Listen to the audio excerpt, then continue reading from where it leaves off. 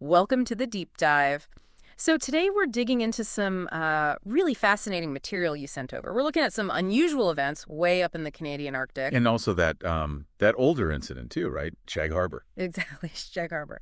And the thread connecting them seems to be, well, unidentified objects and these weird sounds, particularly these pinging. Yeah, a pinging sound. So our mission basically is to unpack the details from these documents you shared Mhm. and, try to figure out what might be going on. Okay, let's just jump right in then. All right, well, the first thing is these events are pretty far apart geographically and time-wise. Yeah, definitely. But those connections, those echoes you mentioned, they are there.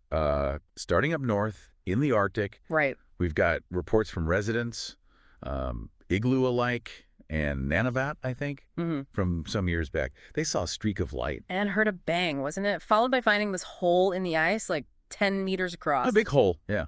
And apparently it was steaming, bubbling even. Really strange. Very strange. And then later on, different reports came in, right? From hunters. That's right. Hunters like Paul Quassa in this really remote Arctic town. It was about 90 miles, give or take, northwest of where that first light was seen. And they were hearing this noise. Yeah, this persistent A sound. coming from the seabed in the Fury and Heckler Strait. Described as a ping or sometimes a hum or a beep. Exactly.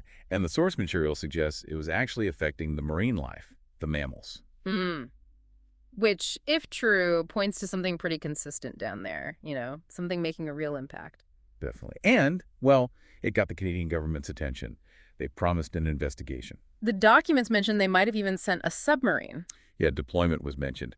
But crucially, no results were ever released publicly. Which always makes you wonder, doesn't it, when things go quiet after an official look? It does. And, it's not the only time Canadian authorities have investigated something odd like this. Which brings us to Shag Harbor, October 4th, 1967. Yep. Way back then, around 11:20 at night. It's about, 100 kilometers from Oak Island, roughly? Sure. Sounds about right. At least 7 people saw something, including a guy named Laurie Wickens. They reported this low-flying object lit up, heading towards the harbor. And there were sounds with that one, too. Not pinging, but different. Yeah, like a whistling. Someone said it sounded like a bomb falling, then a whoosh. And a loud bang. So Wickens did the logical thing, reported a possible plane crash. Right, which brought out the RCMP. 10 officers showed up. But here's the kicker. The object was seen, actually floating out there for a bit, but before anyone could get to it. It just sank. Gone. And the next day, checks confirmed no planes were missing. Nothing. They searched, but found 0 identifiable wreckage. So you have an object clearly seen crashing or landing in the water, sinking, and it's not an airplane. Precisely. So it's maybe not that surprising that, according to the material you sent, official Canadian government documents ended up classifying it as a UFO. Right.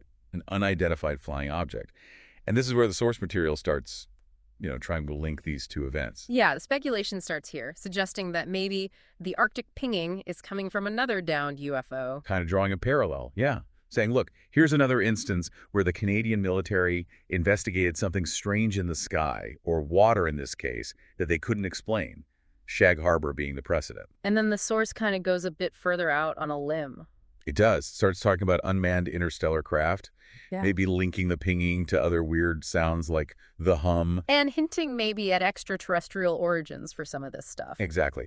But we have to stress, that's the source's interpretation, their speculation. It's not, confirmed fact from any official investigation. Absolutely crucial point. But even sticking to just the documented facts, we still have some really puzzling events. We do. Unexplained sightings, weird sounds, official investigations that just trail off without public answers. That lack of public conclusion is significant in itself, isn't it? It really is. Because it leaves the door wide open. What could explain these things?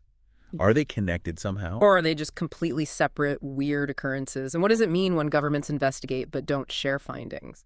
That's silence. It fuels speculation, doesn't it? It absolutely does. So if we boil it down, what are the main takeaways here for you, the listener? Well, for me, it highlights that there are definitely things happening, reported events, that push the boundaries of our normal understanding. They trigger investigations but remain unsolved. Yeah, the Arctic pinging, potentially still ongoing for all we know, and the historical puzzle of Shag Harbor. They both suggest phenomena occurring that just don't fit neatly into our existing boxes. Definitely leaves you thinking, could these incidents, decades and miles apart, actually point towards something bigger, something Right. interconnected, operating sort of behind the scenes in our world? It's a compelling thought to leave things on. It certainly is.